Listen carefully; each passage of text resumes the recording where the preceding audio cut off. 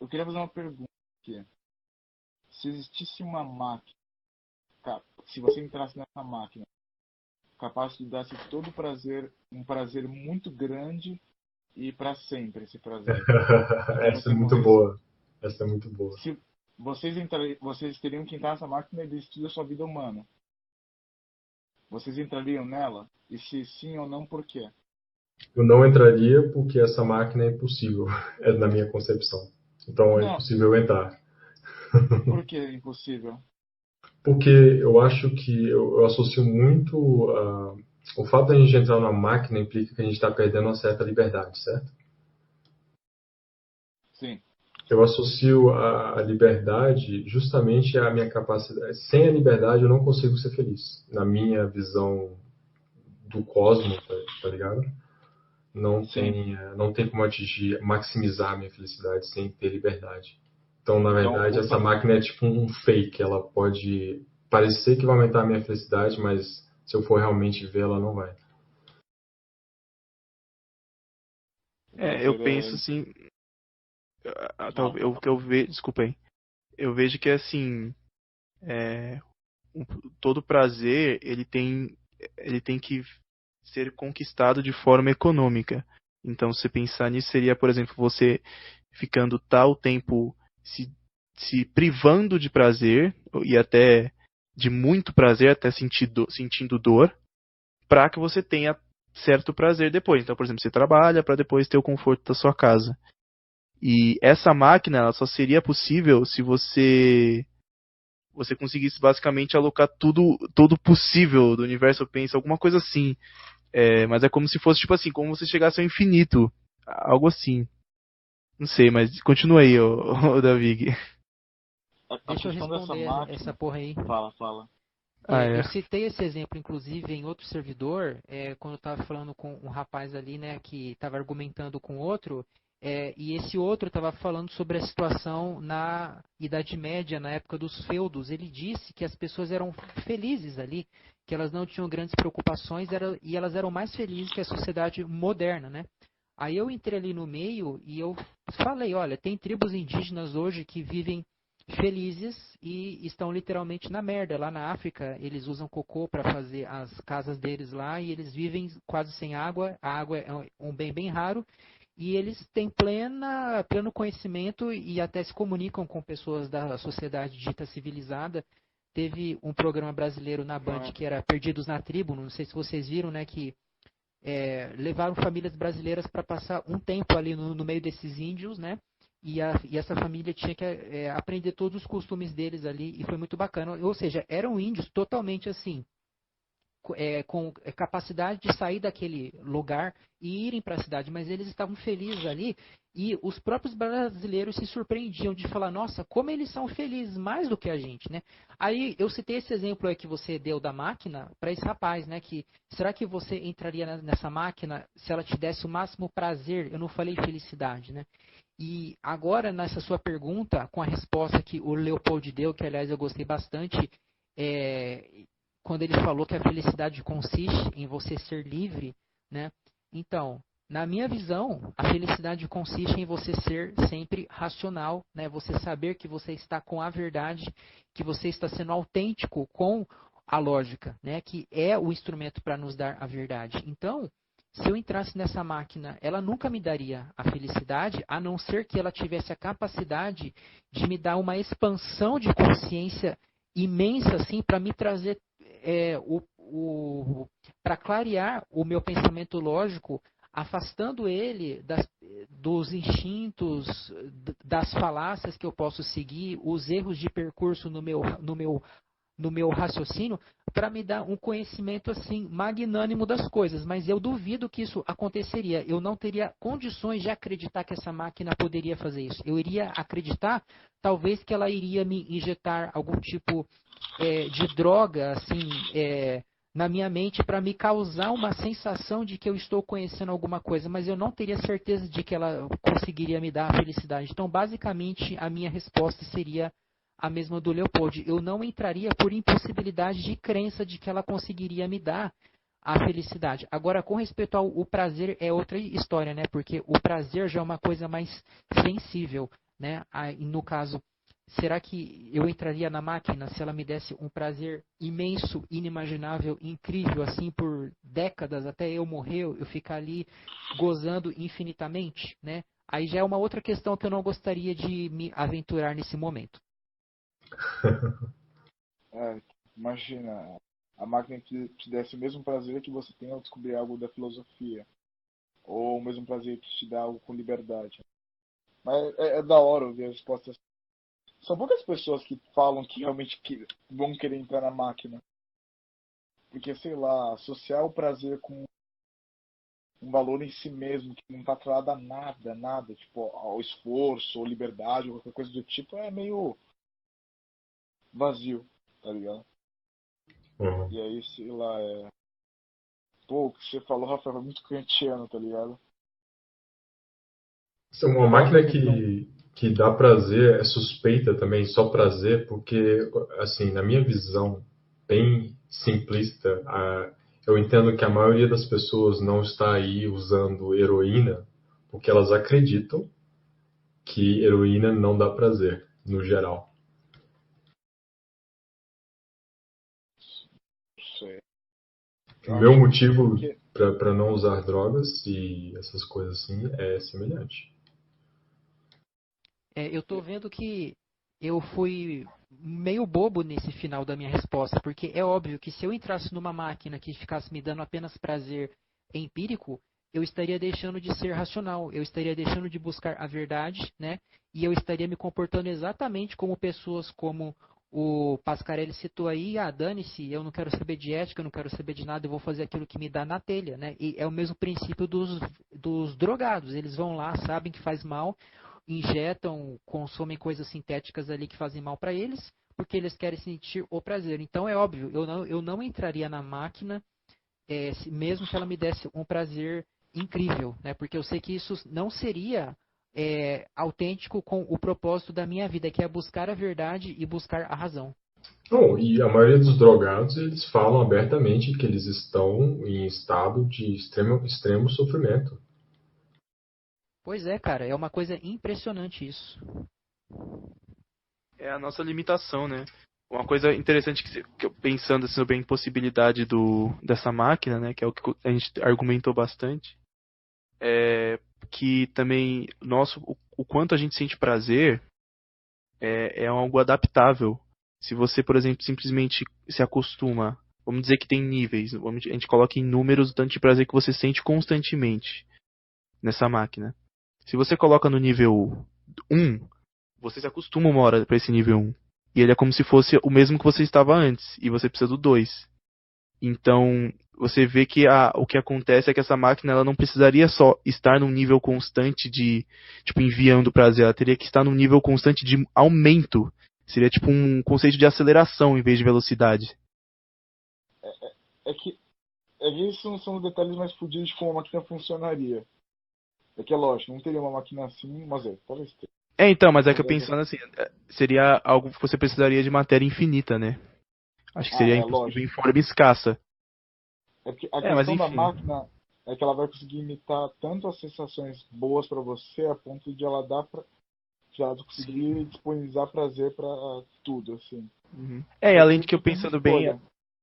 ela não precisa ser infinita porque uma hora a gente morre, né? Só se ela deixar a É, gente imortal também.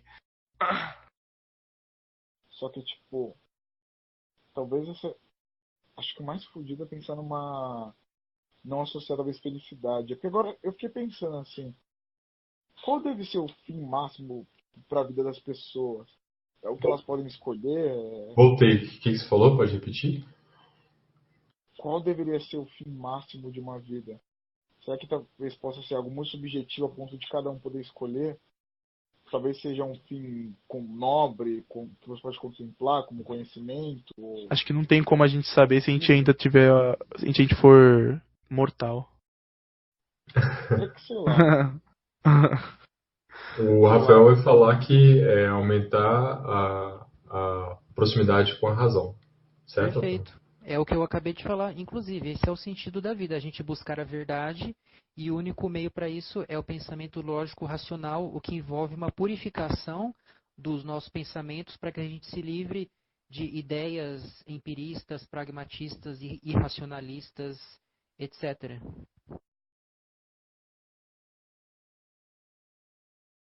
Na visão minha de quem acredita ah, no livre-arbítrio, mas também associa logos com lógica, verdade e Deus, me faz lembrar aquela passagem do Evangelho que diz que mais quando alguém fala que a Maria era quão feliz é Maria por ter dado luz a Jesus, e ele fala mais felizes são aqueles que ouvem e fazem a vontade de Deus. No conceito de ouvir e fazer a vontade da verdade, é interessante porque associa que a pessoa que mais busca a verdade acaba sendo a mais feliz. Então eu posso responder de duas formas. Eu posso responder que a busca da verdade é a verdadeira busca, e isso implica todo tipo de aventura ética humana, né? E, de certa forma, também estou falando que a busca da felicidade, que é a consequência da busca da verdade, também é o objetivo humano. Você entende que a busca da verdade vai sempre trazer a felicidade? Uhum. É assim. Tá, Eu e acho essa angustiante A, felicidade. ouvir a a verdade. busca e a busca, mas eu estava sendo bem geral. A busca e a aplicação da verdade. Ela é aplicada. Certo. Essa felicidade seria uma sensação específica, assim? É um estado de espírito? É É um prazer? estado de poder. É um estado de? Poder. Um estado de poder? É. Ué, nunca A ouvi essa definição de sensação, a felicidade. sensação é muito subjetiva. Eu só consigo descrever de forma, você se sente feliz, você se sente mais poderoso do que você estava antes. Ah, sim, é verdade, né? Porque a gente ter o conhecimento é ter poder nesse sentido, né? Não de a gente dominar os outros, mas Não, a gente poder, saber das coisas como se a gente poder não tivesse militar. é como se a gente estivesse se apropriando da verdade, né? Porque a gente conhece ela, a gente consegue enquadrá-la no nosso pensamento e consegue transmiti-la a outras pessoas, né? Então é como se a gente estivesse se apossando da verdade. Isso. Perfeito, e é exatamente isso que eu falo. E com isso nós estamos nos igualando à mente suprema, né? É uma busca que nunca vai ter fim, né? De a gente ser igual a ela, a É, gente se expandir Sim. cada vez mais. exatamente. Eu penso até eu tava pensando sobre, na verdade, caralho, que eu perdi a linha de raciocínio agora, mas era basicamente que a gente nunca vai também conseguir sempre ganhar prazer só pela busca da racionalidade, justamente porque a gente é finito, né? Porque a gente tem limitações. E a gente precisa de outros tipos de prazeres ou de simplesmente, por exemplo, descansar, né? Então, É tipo, o que eu citei. sim, então a gente nunca vai chegar ao infinito, né? É uma busca eterna.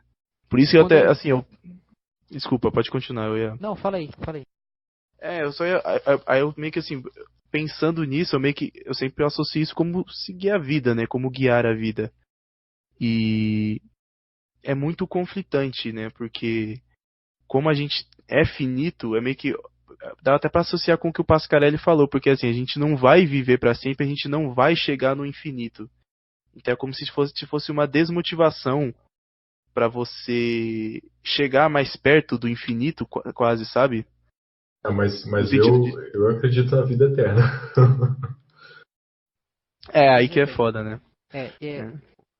o ser finito não tem como atributo constitutivo a mortalidade. A gente acredita que nós somos mortais porque nós observamos repetidamente a morte em variados seres e aí nós abstraímos esse conceito, nós entendemos que nós fazemos parte de uma espécie que também é mortal como todas as outras e aí nós acreditamos, mas não existe um motivo assim que nos leve a essa conclusão de forma necessária. Isso é uma abdução, né?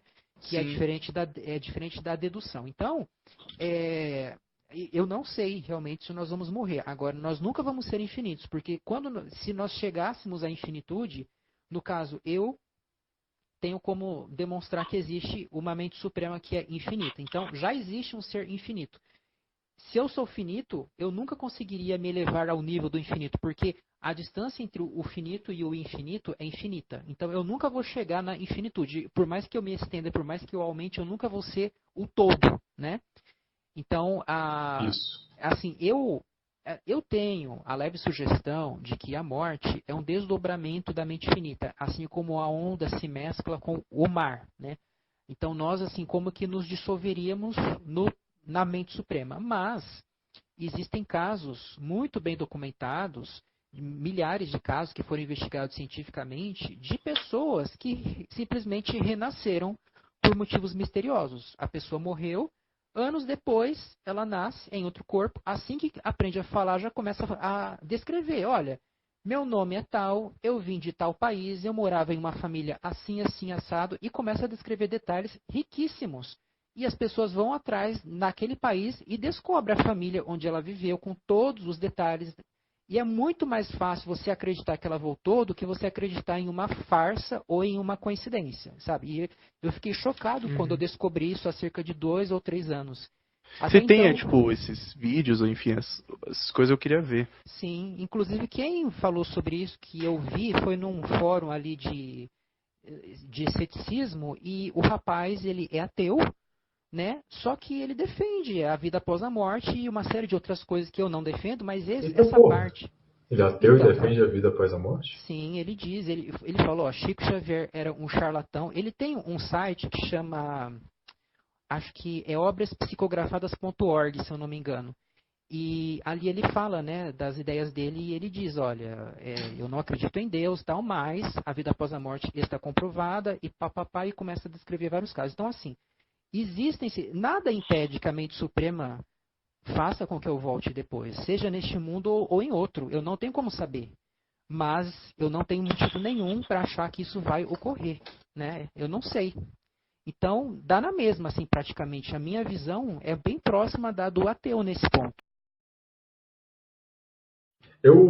Eu consigo provar, assim, de forma argumentativa, que existe a vida após a morte para as mentes que são coerentes com a realidade, mas eu preciso colocar em ordem ainda o argumento para Ah, ficar. putz, eu ia Rafael ficou adorar Porque, mó ouvir. decepcionado. não, mas é porque é o seguinte, essas perguntas elas ficam sem respostas até você realmente pensar, né? Até realmente começar a botar a cabeça para gastar um dia, dois Às dias vezes fazer a pensando, entendeu? pergunta certa, né?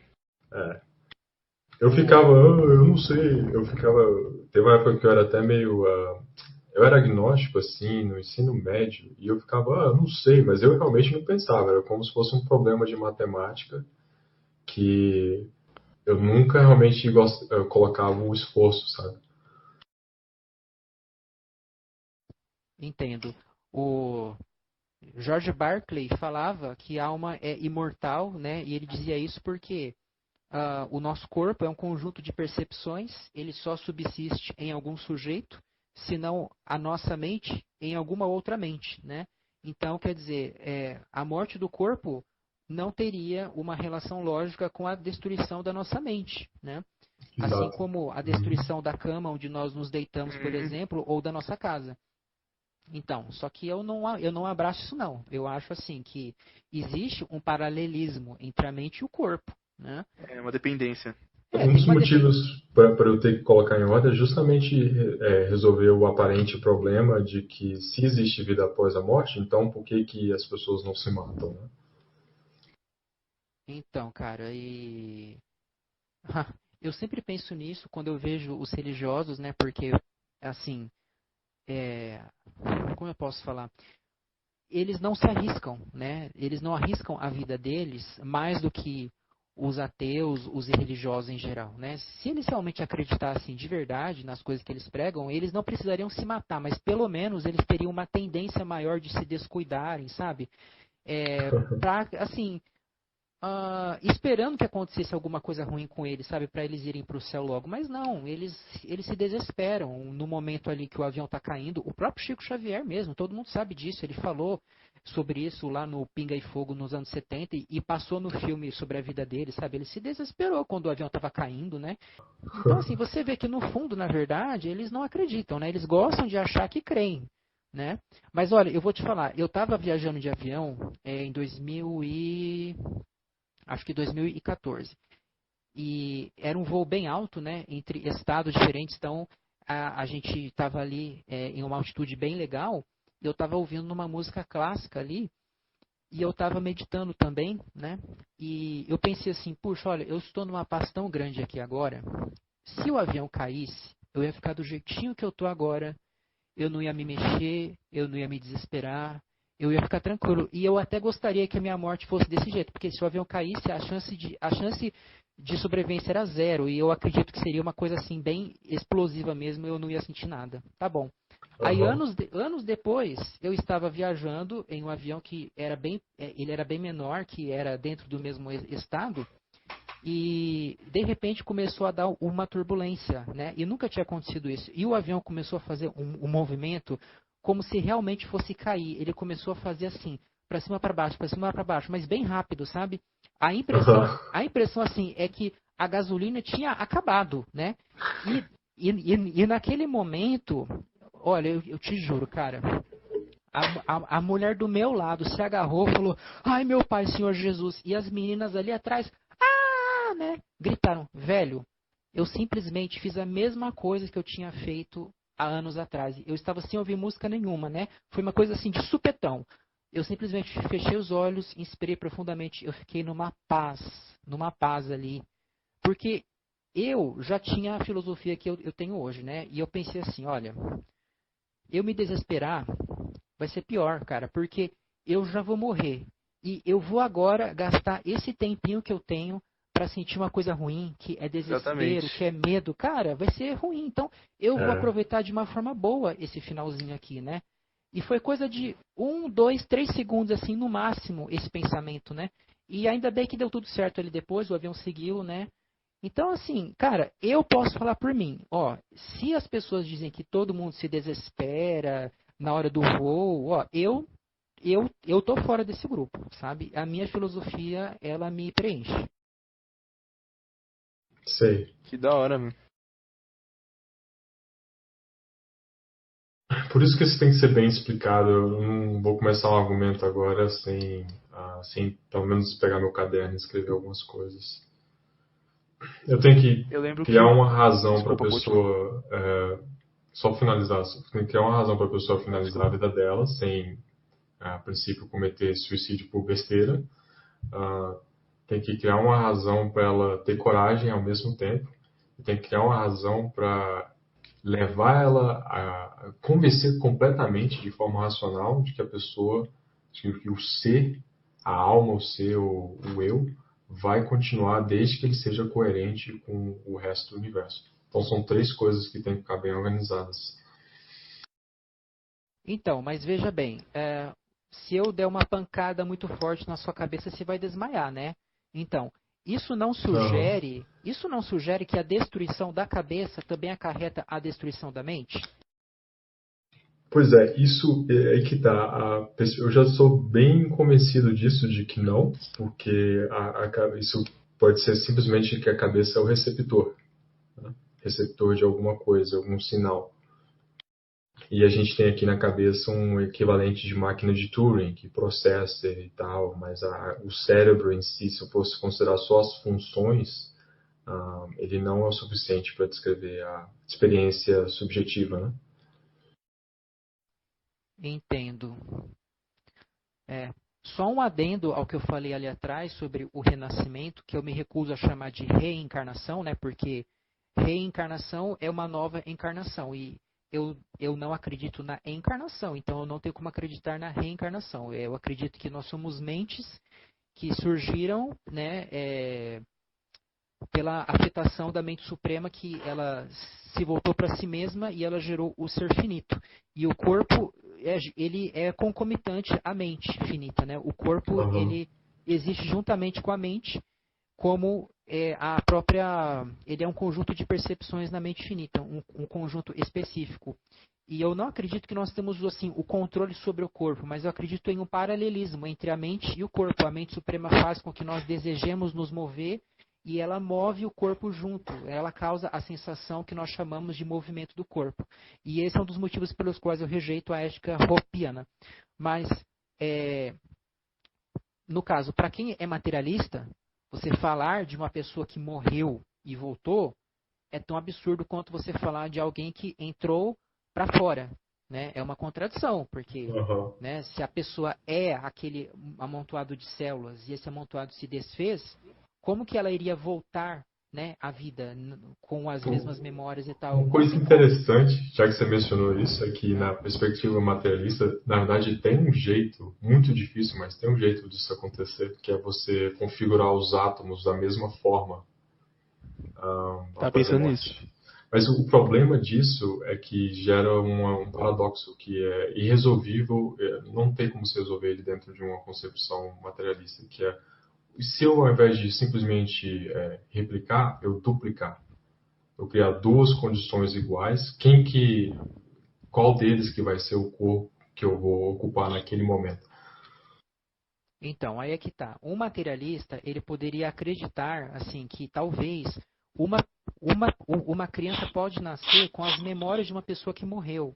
Só que isso é extremamente complicado, porque qual é o substrato que vai preservar essas memórias, né? Qual que é o pendrive que guardou aquelas memórias para que a pessoa nascesse? O materialista, ele está obrigado pela sua cosmovisão a rejeitar qualquer evidência de renascimento ou de reencarnação. Ele vai ter que dizer que a possibilidade de fraude ou de coincidência sempre é muito maior, né? Porque para ele acreditar que a pessoa voltou, ele teria que rejeitar o materialismo ou então arrumar alguma explicação muito mirabolante que até hoje ninguém conseguiu de como que aquele amontoado de células, aquela configuração, voltou com as mesmas informações da outra, né?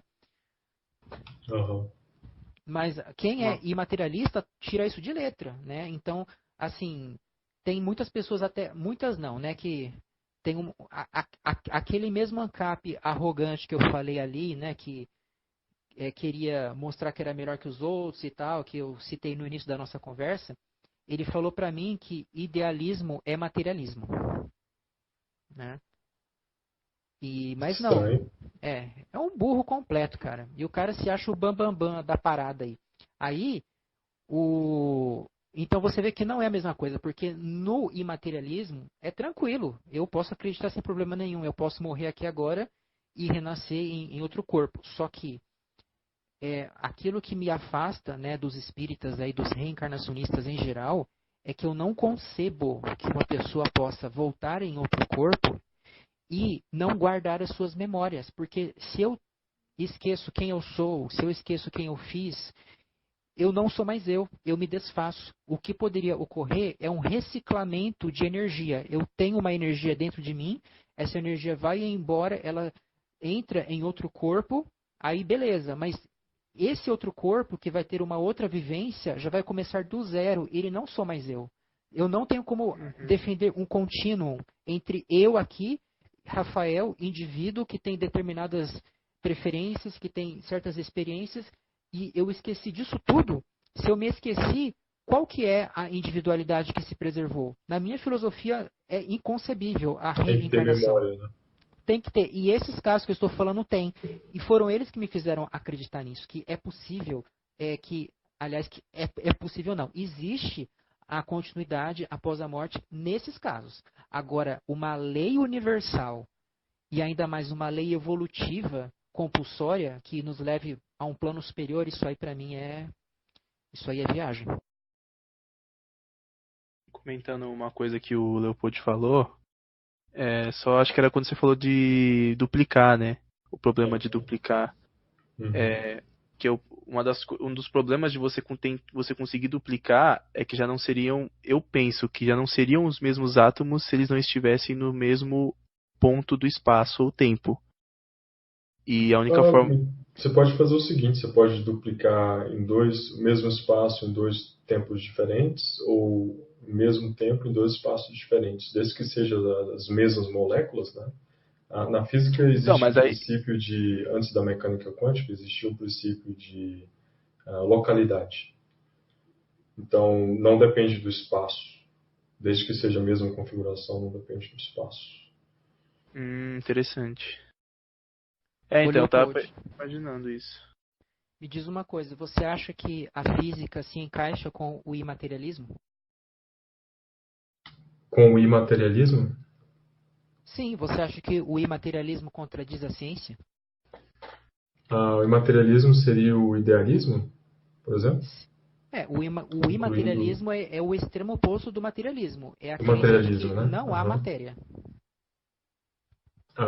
Não, eu acho a física, inclusive a física moderna, é mais condizente com o idealismo do que materialismo. Ah, legal. Eu também fiz vídeos para defender isso. Nossa, dá pra fazer um monte de argumento sobre isso. Uhum. Da É hora. relativamente fácil.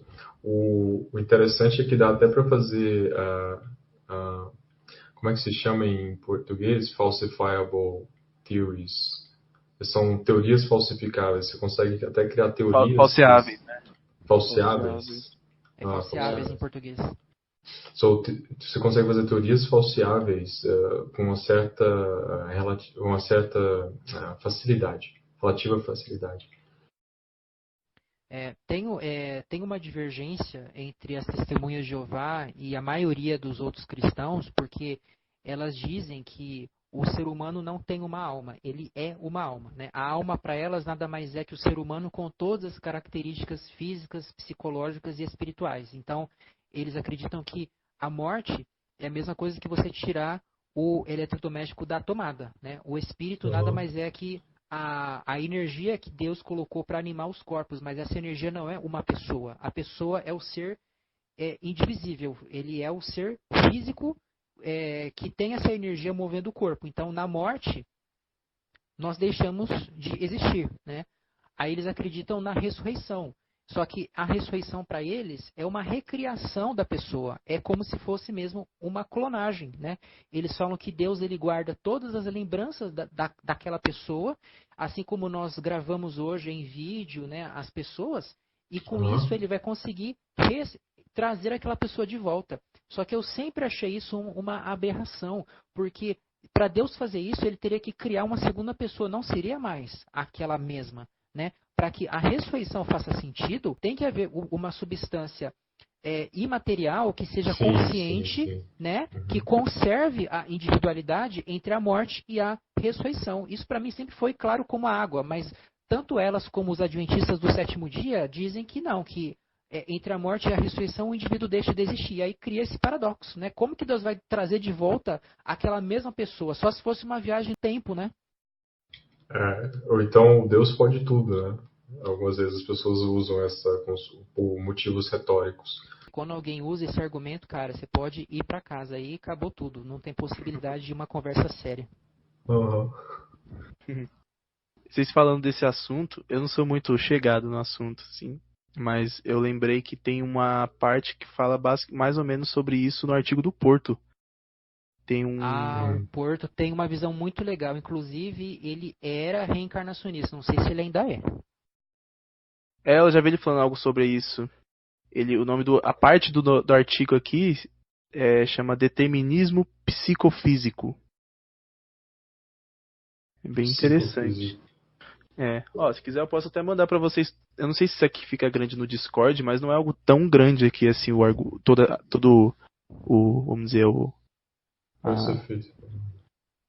É, eu lembro do vídeo dele que ele dizia assim que o eu dele era uma configuração de uma série de fatores do universo, né, que deram no Porto de hoje. E nada impede que essa configuração se repita no futuro. No resumo do resumo era isso que eu me lembrava. Então, quer dizer, se ele verdade. morrer agora, nada impede que daqui a milhões de anos ele volte, né, que o universo se rearranje e traga essa mesma pessoa do jeito que está hoje, né, em outro tempo. Uhum. Que é muito doidão, né? Porque pode pode ter mais de uma realidade física ao mesmo tempo, criando duas pessoas que a princípio eram para ser idênticas, que dependendo do caso se divergem. Então qual que ele acaba sendo?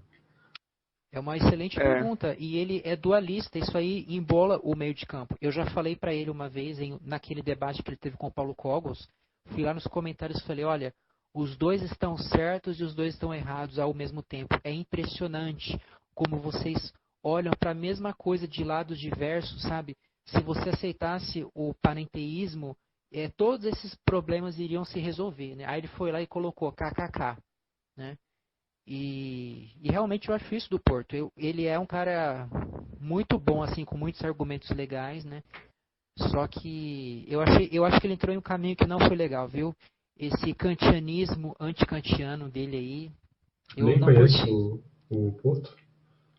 Você não conhece o Alexandre Porto? Não, não. Ô, louco.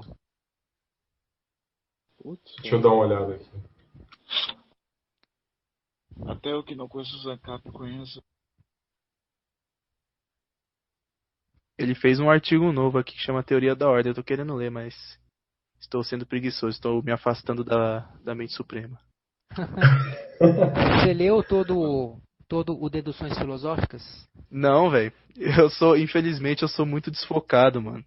Aquilo lá parece que é tipo a crítica da razão pura. Eu comecei a ler um pouquinho e parei, né? Porque realmente,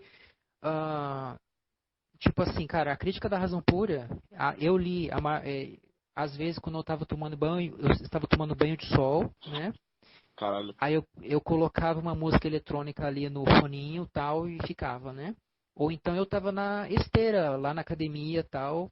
Porque se não fosse assim, eu não ia conseguir não, cara. Que é uma leitura feita pra te fazer cair no sono mesmo. Cara extremamente chato, prolixo e enrolador, Uhum. né? E o Porto, ele escreveu, não é de um jeito tão áspero, né? Ele escreveu realmente para se fazer entender. O Uhum. Kant não, ele escreveu de propósito mesmo para parecer o cara mais pica das galáxias, para testar o leitor dele para ver quem ia conseguir chegar pelo menos na metade. Nossa, eu. É que o livro é relativamente curto, tá ligado? Eu falei, 60 páginas de Kant pra mim foi 400 páginas de qualquer outro livro normal, sabe? Que livro que você tá falando que é curto?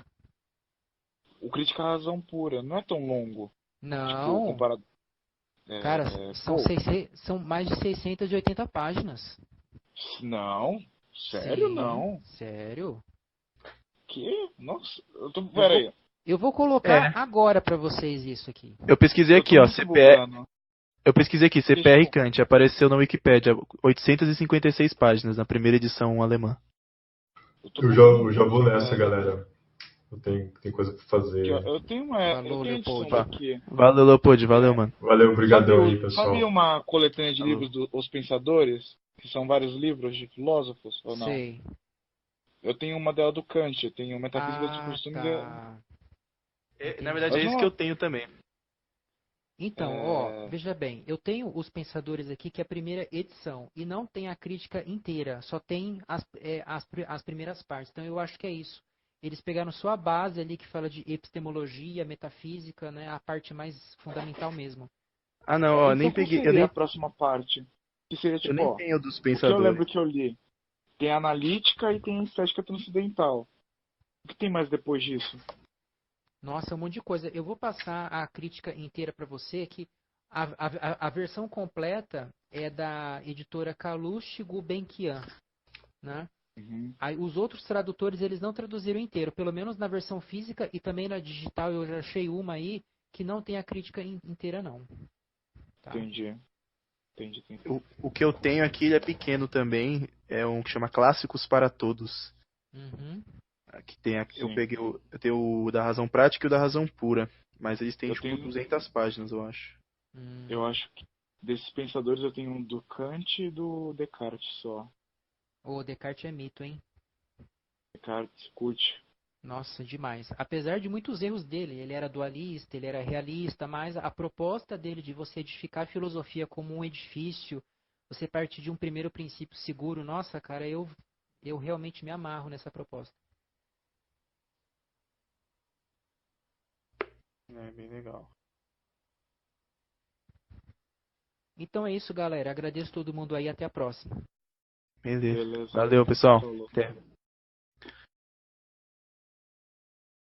Tu vai embora também? Eu vou. Falou aí, mano. De privado. Falou.